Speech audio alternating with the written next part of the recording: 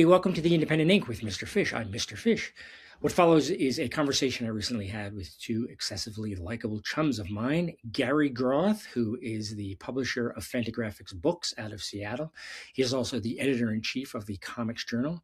And Pat Thomas is a writer/musician coming to us from San Francisco, who has published some books in the past with Fantagraphics, some great books. One about Jerry Rubin called Did It? Another really, really terrific one called Listen Whitey, Sounds of Black Power. He also contributed to a book about Ernie Kovacs and another, he's got some great books.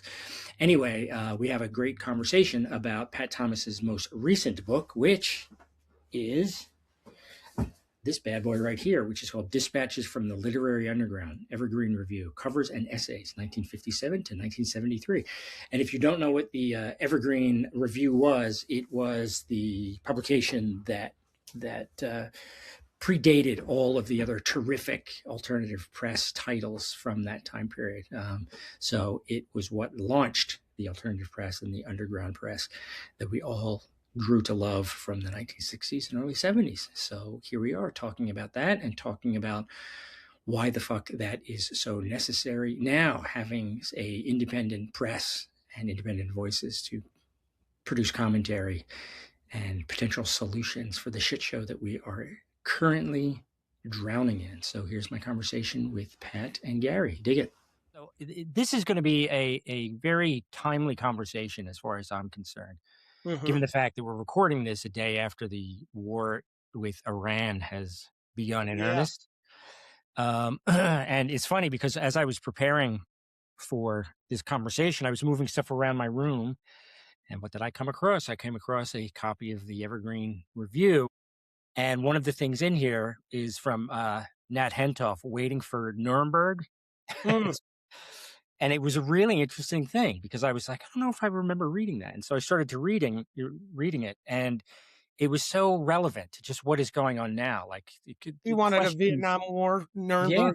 Yeah. So just all these questions, are we going to be good Germans and be complicit with, war criminality, and what does that mean and all that stuff. And it also made me think of the book we will be discussing from Fantagraphics, which is this giant beauty right here. Oh, I've heard good things about that book. Yeah. Oh, really, really great things about this. But the point is that even if you're familiar with this kind of publishing, from the late 50s, 1960s into the 70s, if you know the alternative press and so forth, it's a very amazing resource to keep dipping back into because it has such relevancy for what's going on politically and culturally today. And you'll actually learn a lot, and it'll remind you how to be a critical thinker. And I'm not just blowing smoke, just because I really want this book to sell. This is where I go to constantly for rigorous conversation. And Pat, in your intro to the book, you referred to this time period as the golden age of reading and thinking. Yes. Which broke my heart. I mean, when I heard that, it was true, and it knocked the wind out of me because we're existing in a time that, what would you say now is? We're spectating and reacting and not participating in any way. Yeah, and we're not really, look, there's not a lot of critical thinking happening, and I'm not just referring to politics. I mean, we live in a world of sound bites, right? So, I'm very active on social media. I work in the music business, putting out vintage albums and things. And, I can't even get people to string a few sentences together about the music that they've loved since they were teenagers, right? Phrase a good album.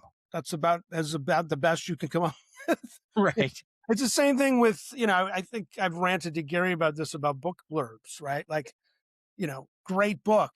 Well, that could go on the back of any book ever printed, according to the specific author, right? So we've lost this ability to really soak in and what I call marinate in knowledge, whether it's artistic, cultural, political, what have you, And the crossovers between those two, just those three things you mentioned, they used to be so intertwined that to have insights into one, you needed some back knowledge of the other two.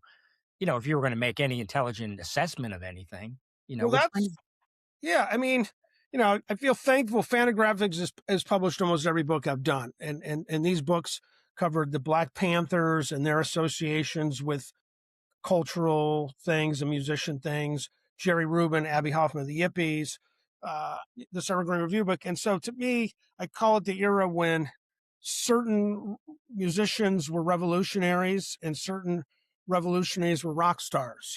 The intersection of Angela Davis and John Lennon, the intersection of Huey Newton and Bob Dylan, and so on. And so I yeah, yeah. feel grateful that I've keep doing this stuff thanks to Gary and Fantagraphics. I'm not sure who's paying attention on a day like today with you having this conversation.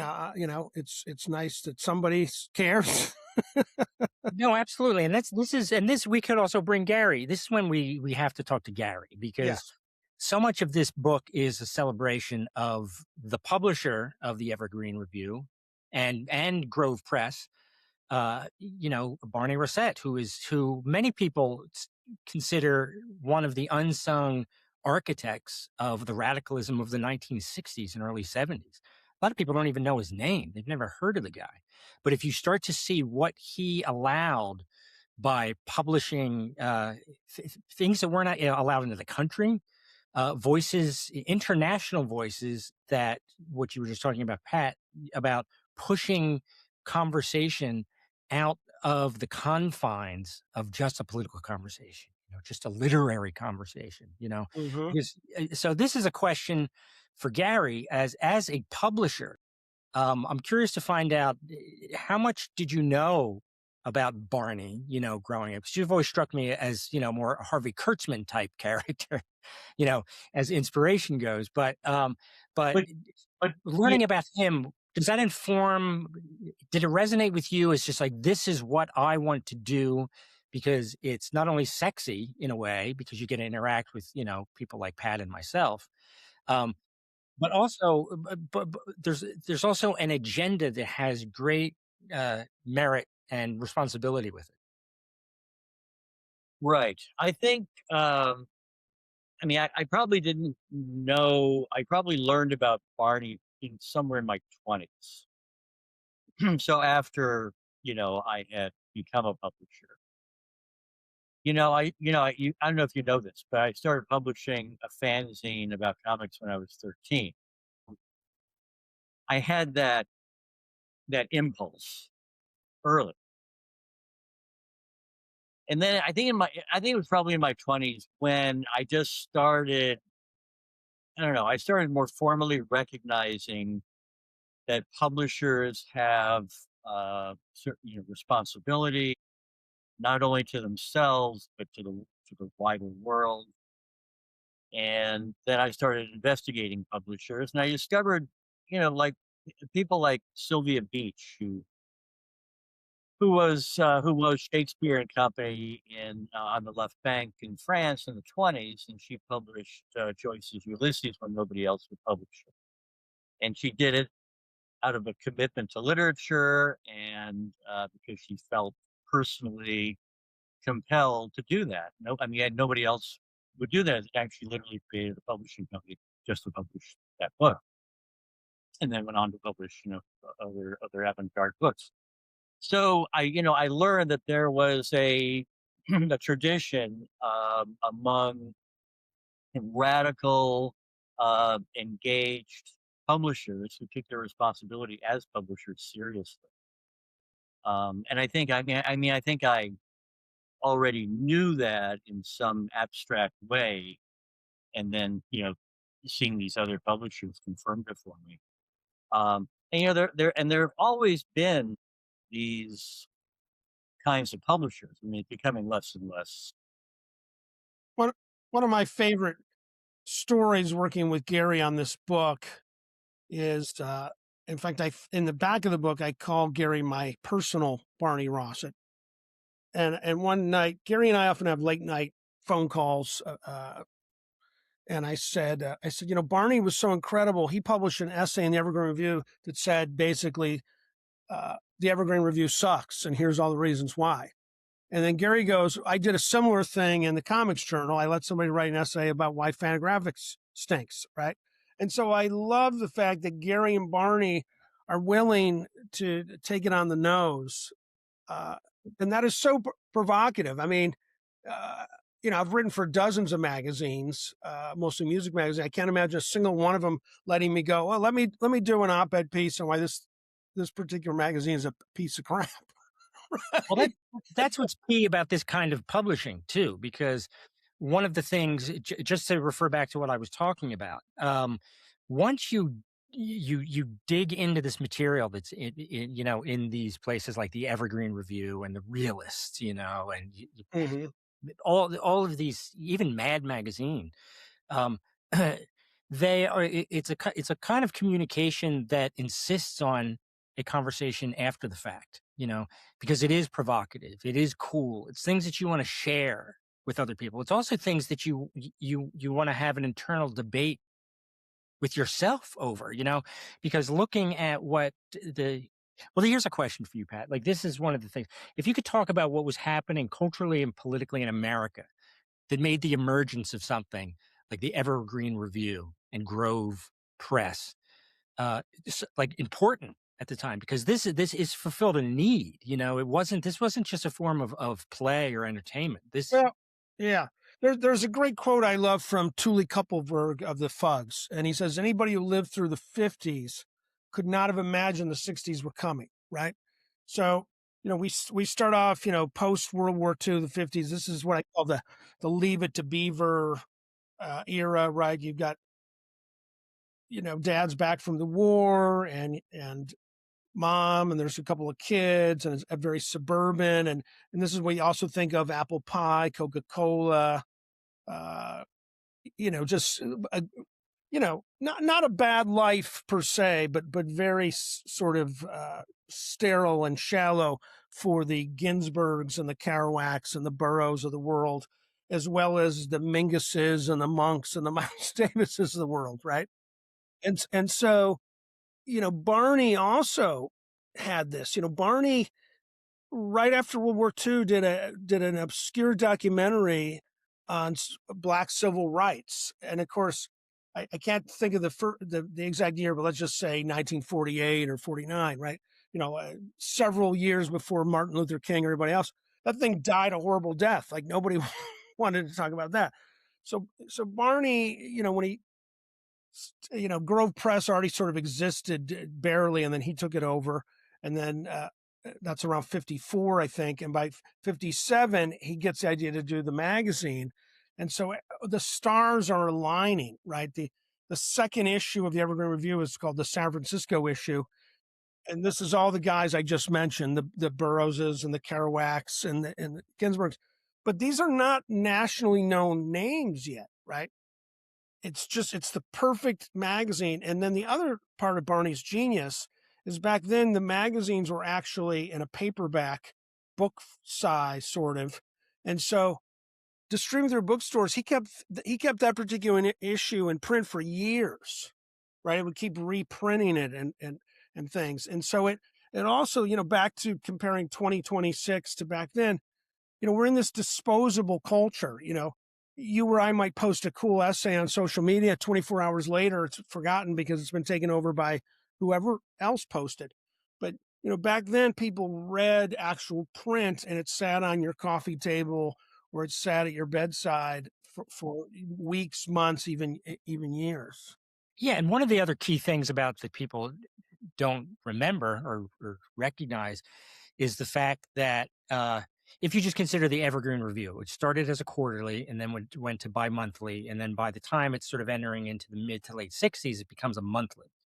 Now, anybody who understands what was going on in the American culture at that time knows that there were a huge amount of public discourse coming not just from the right and the left, from sort of like the corporatized version of just like the Republican Party and the Democratic Party, right?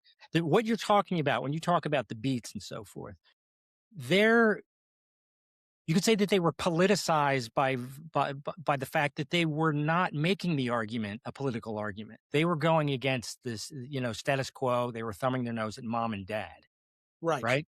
So when these publications were being published in magazines like this, you would pick these up at the newsstand, right?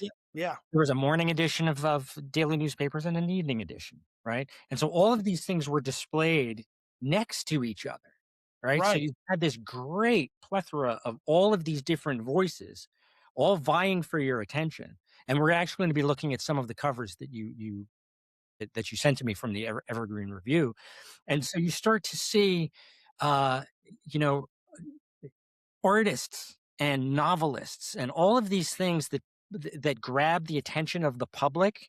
That isn't just about the staccato crap that advertising has taught us how to look at things and just react and do things very quickly. Now, you knew when you were getting a publication that had Mailer in it, that had Hentoff, like I mentioned, Ginsberg, all of these things. Evergreen Review also had cartoonists, right? Yeah. I mean, the thing, I just held this up. This is the Tommy Unger did the cover, that's a Tommy Unger. So everybody knew who all of these players were. They knew a little bit about what their commentary was going to be like. Yeah. And so they were interested in having diverse, longer conversations, and to your point, if you go through the Fantagraphics collection here, you'll see that there are some very long, while it just has covers and essays, Evergreen, they also had short stories and so forth, but you start to realize they've got transcripts from the obscenity trials for Naked Lunch and Lady Carrier's Lover, Tropic of Cancer, and all of that. Those are very deep dives into let's have grown up serious conversations and challenge preconceived notions about what obscenity is, what our allegiances should be as citizens of a republic. How should we dissent? All of that is very, very, very, very rich. And that's one of the things that, again, just bringing this back to Gary and Fantagraphics, one of the things I absolutely love about what Fantagraphics does and with Gary, Gary and I will also be communicating, and it'll be this thing where it's just yes, I've got an Ernie Kovacs book coming out, which you can tell these things, and it came out huge, beautiful, just like the Evergreen. And you did the same thing with the cartoons from the Realist, right? These are gorgeous books that are such high quality publications. And the question always is just there's maybe 20 people who are going to know what's the significance of this. I'll just say real quick, the first book I ever published was through Gary about 14 years ago. And, obviously I was grateful. And then of course we continue to do books. And I think Gary would agree that I've become a lot less whiny over the last 14 years because I've become grateful. Well, yeah, Gary, I don't know about that. No, I've become grateful for this outlet. Not that I thought Gary was doing me a big favor with book. I mean, not that I thought I was doing Gary. Gary was doing me the favor, starting with the very first book, right? That's what I'm trying to say. But I became more mature as an author and frankly, as a human being, to go, well, these books are not exactly, putting Gary's kid through college. They're not giving Gary his second Porsche. And so I just love the fact that Gary's putting these books out. And some have sold better than others and things like that. And so I'm, grateful to have this outlet.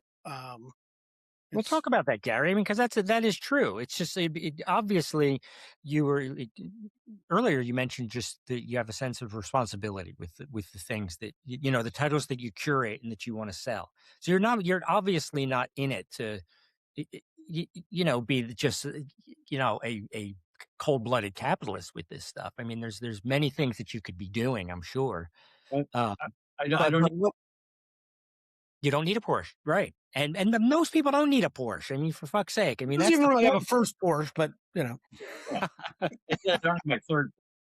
But that's the thing. That's why I really wanted to have this conversation with you and really wanted to celebrate this book and really want people to see it, because I can guarantee, even if you're not a student of this time in history, it's the only way that we can figure out a way forward is to make this a cultural movement, not a political movement, because a political movement is the parameters of that discussion are going to be drawn by politicians usually, right?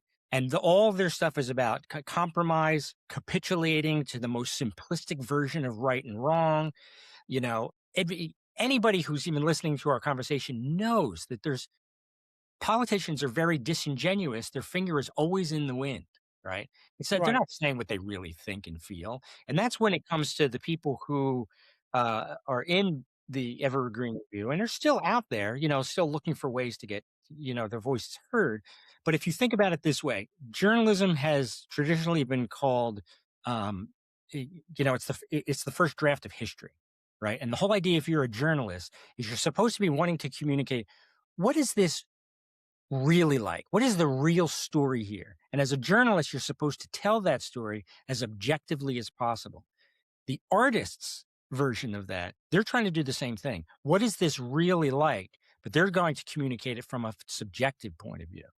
And if you're going to consider objectivity and subjectivity, you start to realize that the way you communicate with your friends and family and people that you trust is the subjective truth that you have, because it allows for conversation, it allows for deliberation, longer form exchanges that allow you to develop wisdom and an understanding and create the sinew that builds a community, right? And so with the Evergreen Review book here, which I cannot emphasize enough, that you have to get this book, you start to realize what is missing right now in contemporary society is that the culture is not leading the way. Politics are. And we have got to get back to listening to people whose agenda is a human agenda and not a political. Gary? Well, I don't know. I mean, it seemed like when Barney started Evergreen, which was in '57, right? And then and that presaged the New York Review of Books, which was around '61, something like that.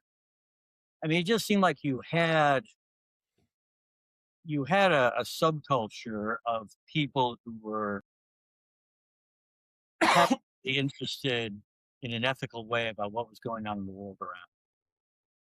And now, I mean, I guess I can't. I'm not sure why. I mean, I do think that the kind of moral and intellectual and aesthetic work on display in the Evergreen Review, there's nothing that could compare to. Agreed. So that's the question. Where are the venues for this stuff? Not a readership. Right. Well, I think I would argue that there's two ways to answer. I think that there is a readership for it. But the question is, and I suffer from this too, I think we've been conditioned over the last 15, 20 years in particular to not have the stamina to stay with the long form argument or even long form pieces that we can then invest with our own experiences and our own thoughts. Because if everything is such short form, you can't even bring your own personal history to what you're engaging with, because it's not even asking for that. It's asking for a response. Right? Well, that's what I was saying at the beginning of this. We live in this social media soundbite thing. So in other words, it's like 4 sentences and maybe an image. I see this also because, again, I'm active on social media. Sometimes I'll post a long, fairly long article, and I see people clicking like within a minute of me putting up, which means you couldn't have possibly have read it.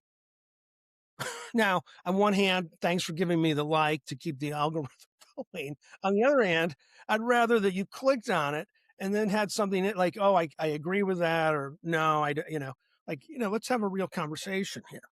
Well, maybe I guess the question is, because I experienced the same thing, and I think that, and I do the same thing. Yeah, we all do.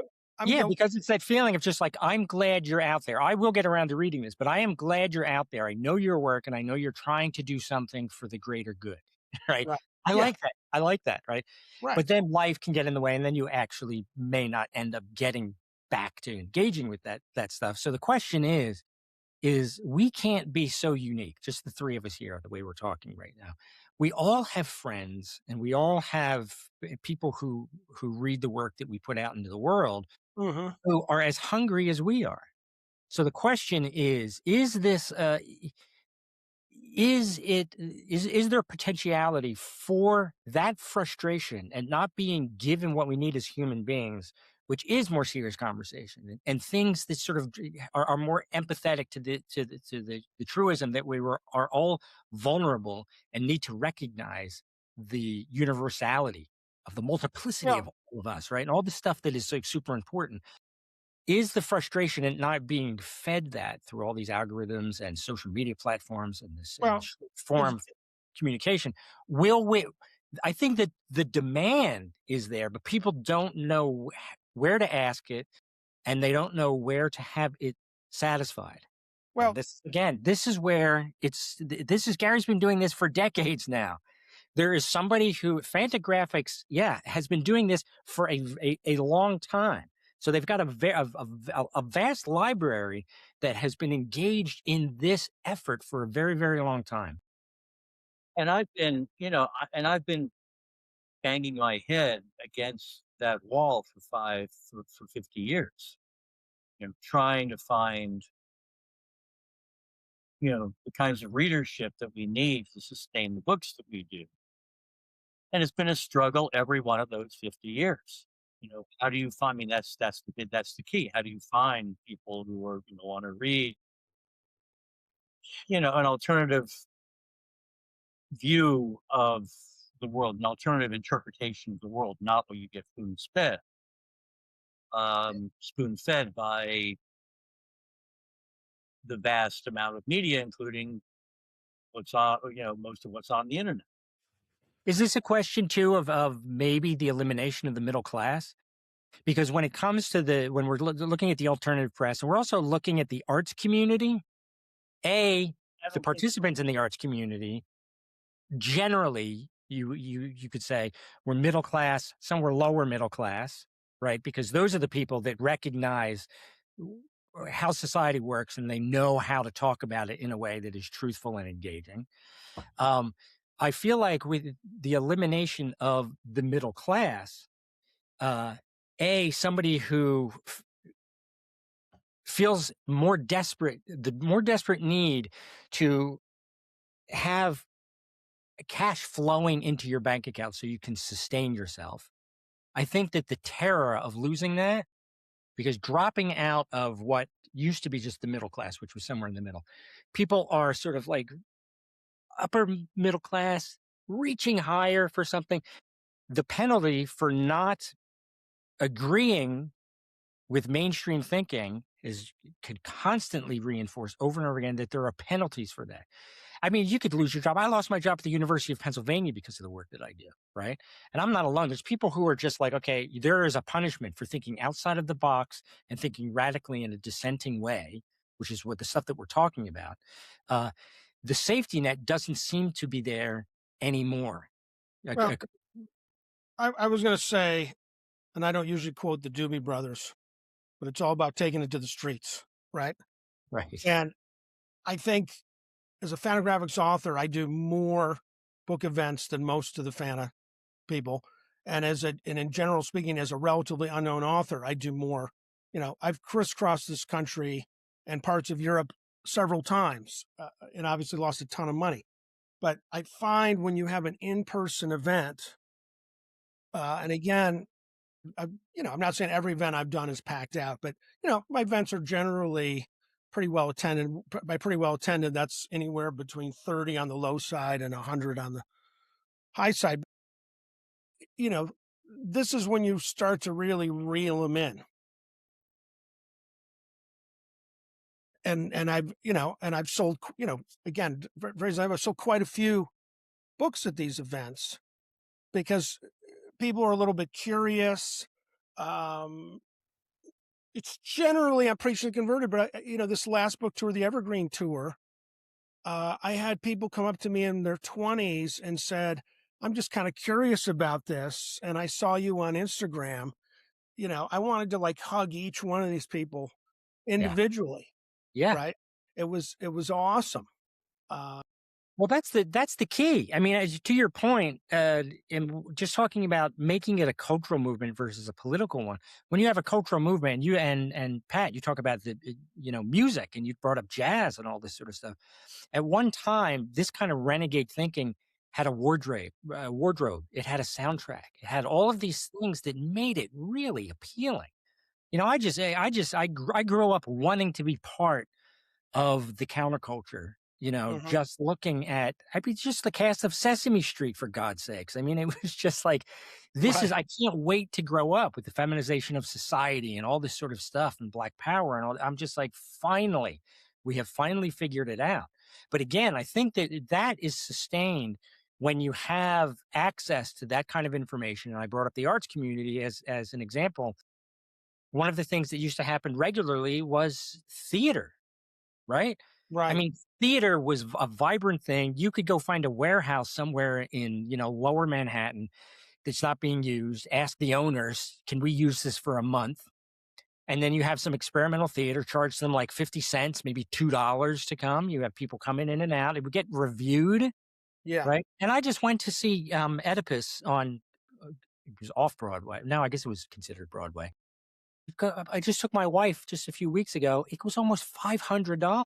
So what does that do for, just like when I was to say about the middle class, like when the common person doesn't feel like they're even invited to engage with this kind of stuff, what does that do for the future of society? Saying that the diminishing middle class doesn't have the time or the opportunity or the resources? All of those things.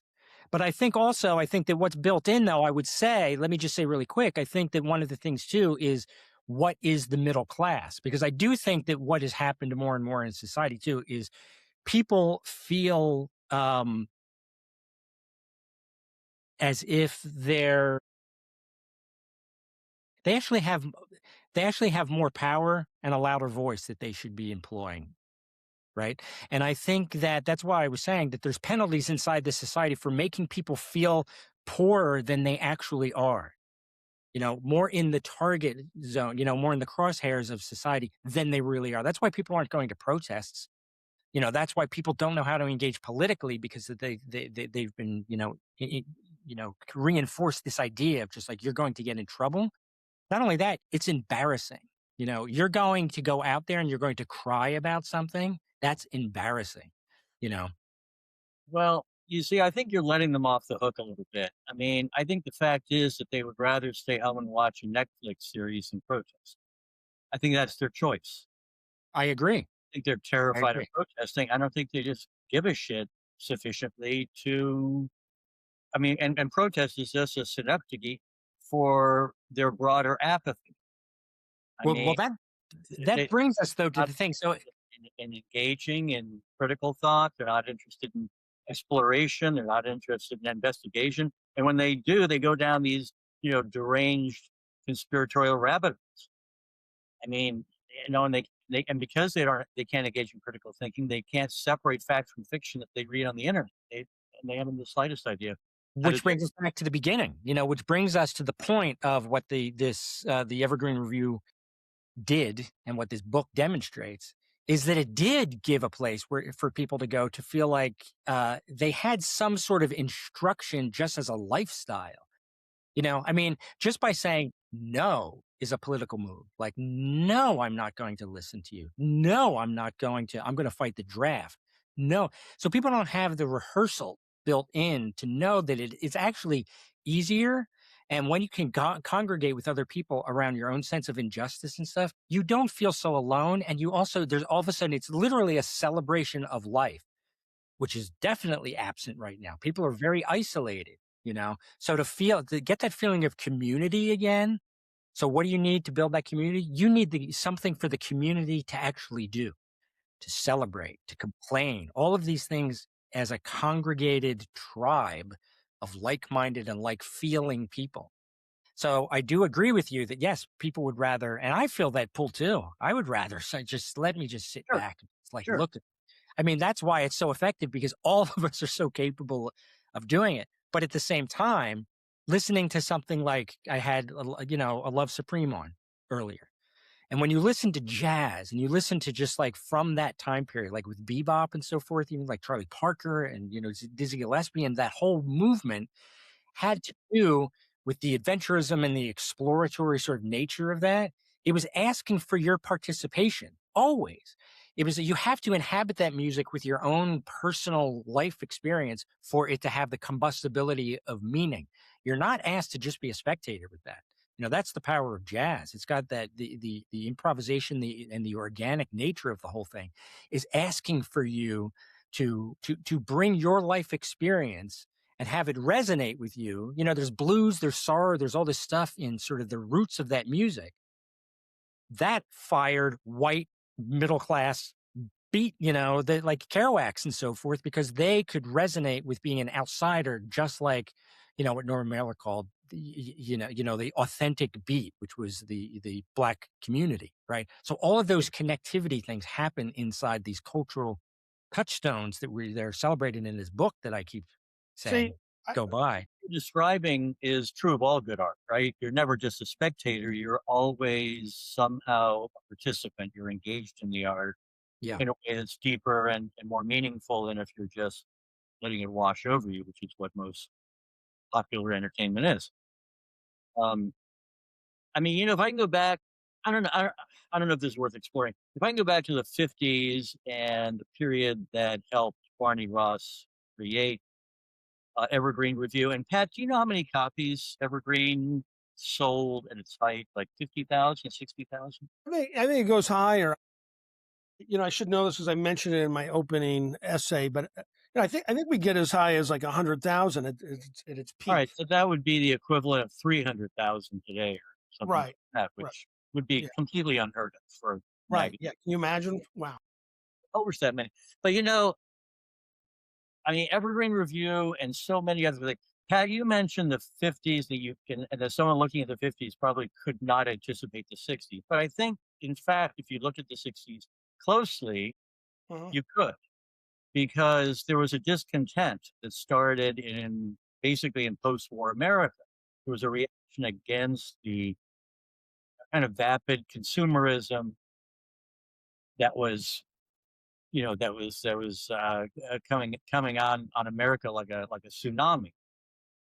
And so there was, Auden's famous essay, "The Age of Anxiety," was published in 1948.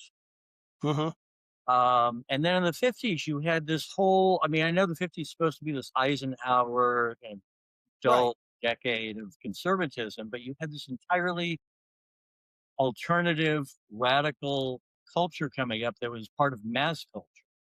Let's see.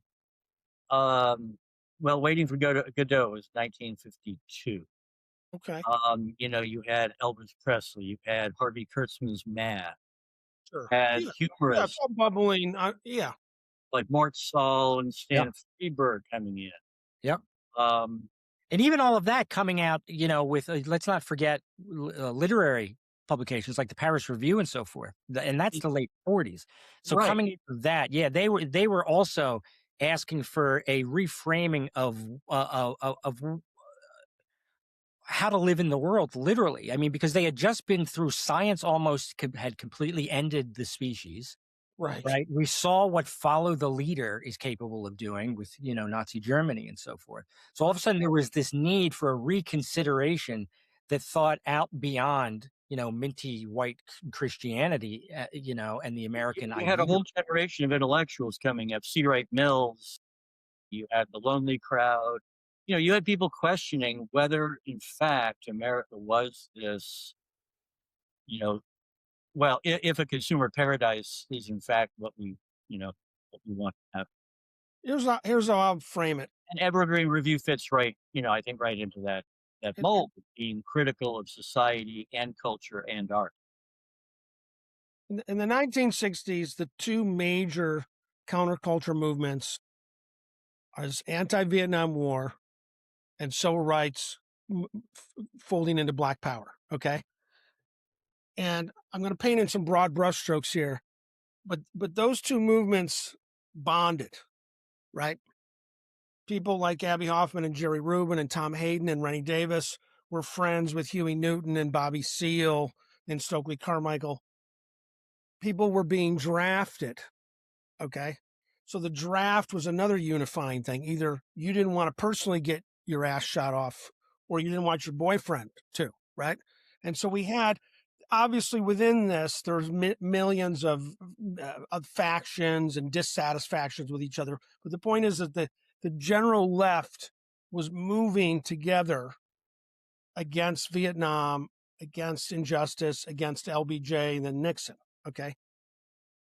In the 90s, I remember going to a protest for the first Gulf War, right? And there were various speakers. And the speakers, rather than unify all of us, and I was in San Francisco, so there were honkies like me, there were plenty of Latinos, there were a lot of Asian community. They each got up and bitched about what they thought George Bush had done to them as a group or personally. I didn't disagree with anything anybody said, but I thought, we're not here, or I'm not here, with all due respect to the Asian community, to protest Bush's, whatever he doesn't like about Chinese people living in San Francisco. So I quickly realized that we were screwed in this anti-war protest because everyone was there to just talk about themselves. Well, fast forward to the early 2000s, and there was several, but there was a very well-known police shooting in Oakland, and unfortunately I'm blanking on the victim, but a young black teenager got shot in the back in New Year's Eve, coming off a train. Okay, and so this time the speaker was this black preacher, and he started his speech off saying, "We're not here to talk about what's happening to the whales in the ocean.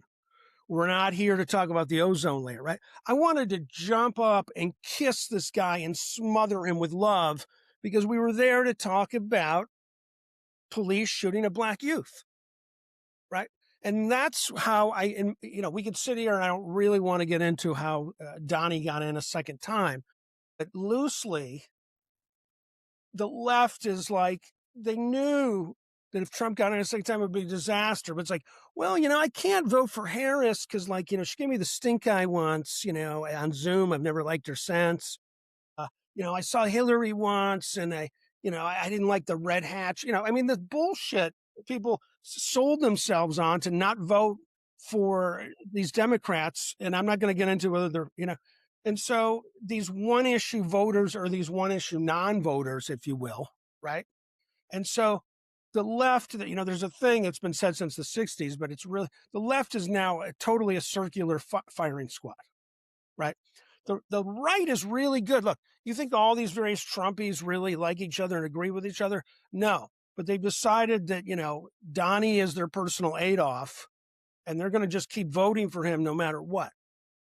And so the right, as dumb as they are a little more clever sometimes than the left to get the guy in power or woman, if you will, because they don't get into the like, oh yeah, I don't, so. Well, this goes back to it goes back to the political point that versus the cultural movement idea, because when it comes to, you're talking about the Vietnam War and you're talking about the civil rights movement, and there also one thing that I would throw in there is the sexual revolution. Right. Sure. Yeah. Because women's movements and the pill. Right. Yeah. Yeah. All of that stuff. So all of those things, those are what changed that as cultural movements. Those are what changed policy. Those what changed legislation. The cultural became political by default. Right. Yeah. Right. But that's what I mean. I think it's really important to lead the charge with as a cultural movement rather than a political one. Because as you were talking, it was so interesting because I remember right after 9/11, I was going a little bit crazy because I wasn't hearing any kind of conversation that I felt was addressing the real truth about just the global situation. Mm-hmm. Right before 9/11, I was telling my wife, I'm just like, we are going to get a nosebleed sometime soon, because of just the arrogance that was being demonstrated by the administration and just over for decades. And so when 9/11 happened, everything became, again, people fell in line behind George W. Bush just because it's the right thing to do, which is what I think Trump is expecting with this Iran move. Yeah. Yeah. You know, with the midterms coming up and so forth. And I remember I was desperately looking for a way to satiate my need for intelligent conversation or heartfelt conversation about what all this really means.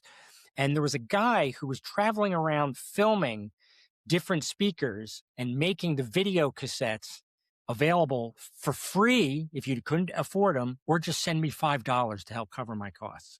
Right. I think it was called Democracy U is what he called this thing. So I started to buy these tapes, right? And I had Noam Chomsky, Howard Zinn, you know, Tariq Ali, you know, people like that.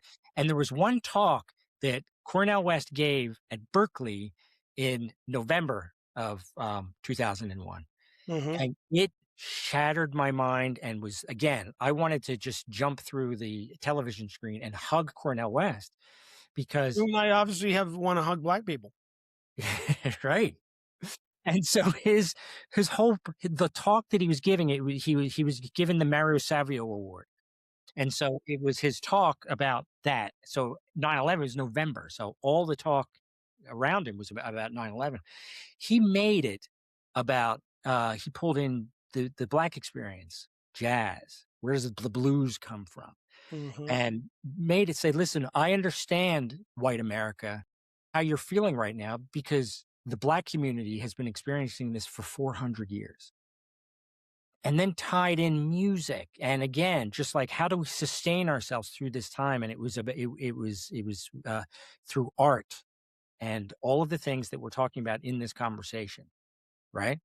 And again, so that brings us to this. And so now is when we can look at some covers, and you can talk about the covers that you chose. Sure. Let's dive in. So, okay. So we've been talking for a while and haven't totally identified the book. Yes, it's the Evergreen Review book on Fantagraphics Press, but it is called Dispatches from the Literary Underground, Evergreen Review, Covers and Essays, 1957 to 1973. The book contains all roughly 100 front covers of every Evergreen issue there ever was. But more importantly, and there's been other Evergreen anthologies. First of all, I didn't reprint anything that was in previous books, but I did something that no Evergreen big hardcover book ever did. These are facsimile pages, which means if you're reading, let's say, the Naked Lunch trial, you're getting all the photos and images that were originally in the magazine. You might see an ad for a Jimi Hendrix album, you know, on the corner, or you might see a piece of a Amiri Baraka essay on the left hand. So in other words, you know, if you went out and bought a big stack of Evergreen Reviews, you could be out thousands of dollars, right? So for a simple $34.99, you've got what feels like having hundreds, you know, a giant collection of Evergreen Reviews, because you've got the images, the essays. You know, we've done letters to the editor. You know, it's sort of like a best of having a big stack of issues all in one book. So I just kind of wanted to point that out. 100%. Yeah, and it's I keep saying, it is so well worth it. It's so cheap for the quality of this book that it'd be crazy.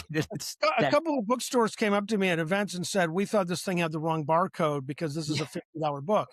I said, "I know." I said, "I had a nude mud wrestling match with Gary, and he lost, and the book became $34.99." This is the Che Guevara image that all of us have seen a million times. It was on college dorm rooms in the 60s and 70s. It was on T-shirts by the 1980s and 1990s. And the thing about the Evergreen Review is, you know, Che had been assassinated down in Bolivia, I believe. And so Barney sent somebody down there to negotiate buying some of the diaries from like some Bolivian general who was responsible for killing Che. So it was not just this incredible iconic image, it was the content of what was inside. And a little footnote that's got lost to the sands of time that I mentioned in the book a few times. Anti-Castro Cubans living in America were given a rocket launcher by the CIA. And after this issue came out, in the middle of the night, nobody got killed, thankfully. They shot a rocket up into like the 8th floor window of the Evergreen Review, and a good chunk of the office got burned. And of course, did Barney stop publishing? No, he kept on keeping on. That's been my goal for 50 years, to have someone shoot a rocket in your I'll provide the address at the end of our talk. It'll probably be a disgruntled cartoonist living with his mom in his basement. Right. Yeah, it'll be completely ineptly done. They'll hit the wrong house. But Oh my God. Yeah, this one, my previous book was about Jerry Rubin, Abby Hoffman, the Yippies. And of course, they elected a pig for president in August of 68 called Pegasus. And they actually had a live pig that they were carrying around in Chicago. So this echoes that, right? You've got Humphrey, Nixon. Is that Wallace? Yeah, Wallace on top of a pig. This is November 68. These guys are all competing, to be elected president. Incredibly great cover right here. This is very much like the covers that George Lois was doing for Esquire. So Esquire, I think, had a gorilla cradling Norman Mailer. And I think Mailer was so pissed, I think he went down Esquire and wanted to have a fist fight with George or challenge That's him. not like him. So this, I love this. This is very, this nude woman being, cradled by a giant gorilla. And also, I love the fact that there's no other text, right? There's no headlines here. It's just this, fantastic. This is August 1970. Okay. Now, theoretically, this is PG rated, but two nude gay men hugging each other. And this is on newsstands across America. I mean, I could see people going home and committing suicide just because they'd seen this, So brilliant. Yeah. I've been trying to get Gary for us to reenact this for an Evergreen catalog for years. He hasn't agreed to it yet. I'm agreeing to it right here. Okay, cool. Fish will take the photo, but only if you take it nude, Fish. You got to be naked with us. I'm a team player. Absolutely. Okay, good. All right. Well, this is how Barney paid for and expanded his empire. So there were two Swedish softcore porn films, I Am Curious Blue and I Am Curious Yellow.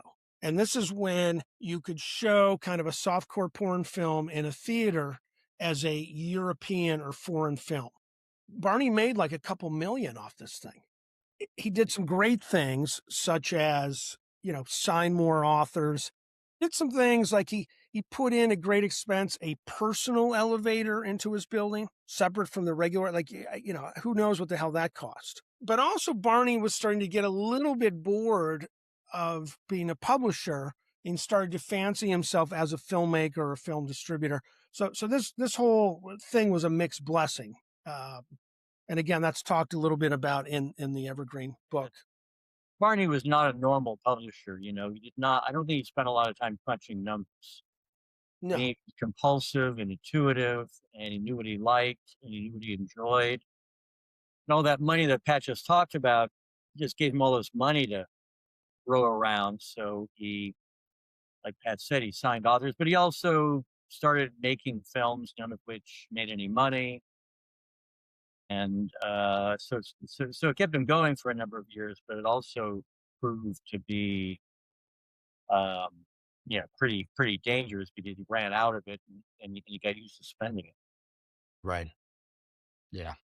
But the thing I wanted to emphasize is that Barney was like an old school publisher where he simply published the kinds of works he liked and he thought were important.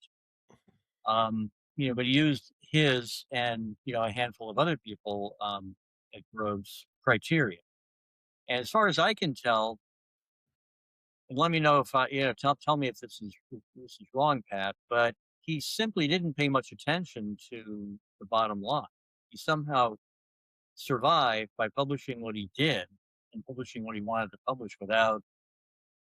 Yeah, I mean, that's right. First of all, we've been building through this conversation of the convergence of the counterculture, the youth movement, whatever. And so Barney was the right guy at the right time, and so these books sold well, be it Naked Lunch or Tropic of Cancer. And Barney didn't necessarily love every book that he published, but he believed in this book deserves to be published. And in my opening essay, I talk a lot about censorship, these First Amendment trials that Barney went through. And so, in fact, Barney's quote was, "There's never been a word uttered that doesn't deserve to be published in some fashion, right?"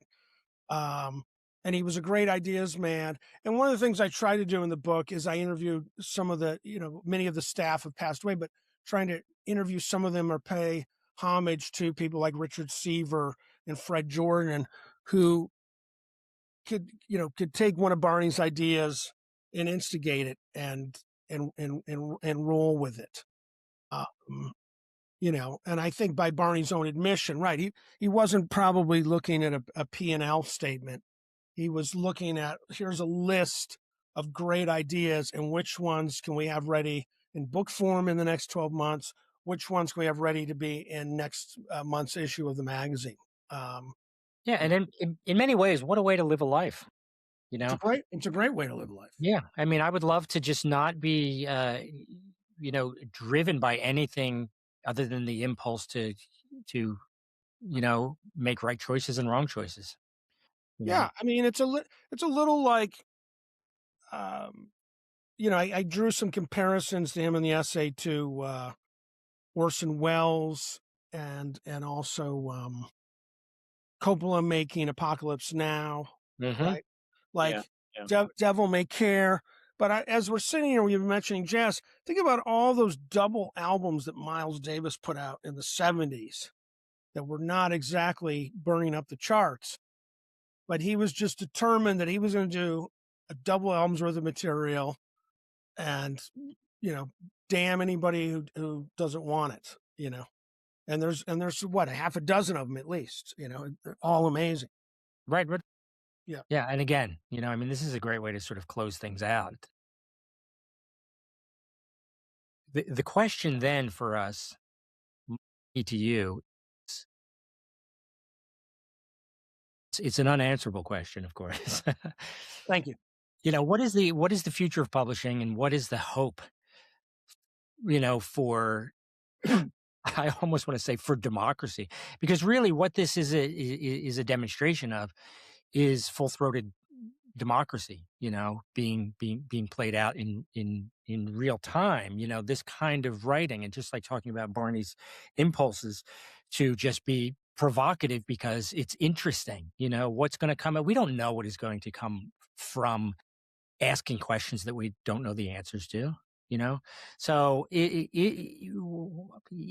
of you can take a turn and just tell me what your personal expectation is, and is it determined by your mood in any given day? Are there times when you have optimism, or are you mostly always pessimistic? I vacillate between gratitude that I'm alive and pessimism. That's me. It's roughly my spectrum. It seems like it's always been precarious. I mean, publishing. Publishing, at least the kinds of books we publish. I looked up the other day, I was talking to my son about this. I looked up, I said, I wonder how many books Random House publishes in a year.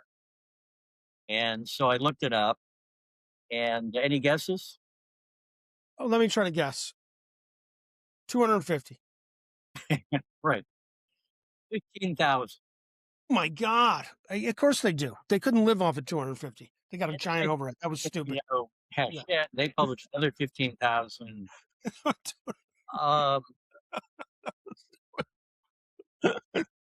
And most of and you can imagine what these 15,000 books are like. I'm amazed that occasionally when I pick up a book and it's good and it's by some random house.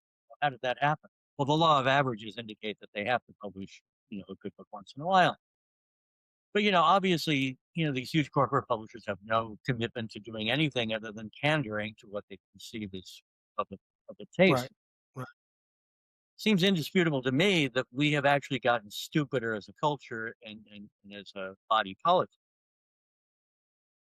I remember, and I'm sure Pat remembers, I'm not sure if Wayne does, but I thought we had hit the absolute nadir with Nixon. Right. Imagine a gang, of thugs stupider. And now look, You can save us. I miss Alderman Ehrlichman Mitchell, Right. this those guys, Giant good guys, good states guys, good there. people. Yeah. I mean, Bush is like as benign as Truman to me at this point. It's just Yes, like he's so exactly folksy and right. just like, Exactly. And how do you account for that other than encroaching ignorance and stupidity? Right. I'm not. I mean, I think you might attribute it more to a demoralization among the electorate, Mm, but I'm not sure that doesn't let them off the hook, or let our culture off the hook in some way. mm, So publishing is all tied to. We need a readership. We need people to buy our books. yeah, yeah, and Um, that's yeah. and in some ways, it does seem harder and harder to reach the kinds of people who are interested in you know the kind of searching, interesting, ambitious books that we want to publish and that I want to see published. And the imperative is just growing more and more and more intense. So that's where I am. Where Honest, it's yeah. yeah, and so I'm hoping that there is a seismic shift somewhere. And I know that Fantagraphics, among other places, are ready, willing, and able to fill that need, to help save the freaking democracy, quite literally. I mean, I think that that's where we are right now. We can throw around the word fascism and not be hyperbolic about it at this point.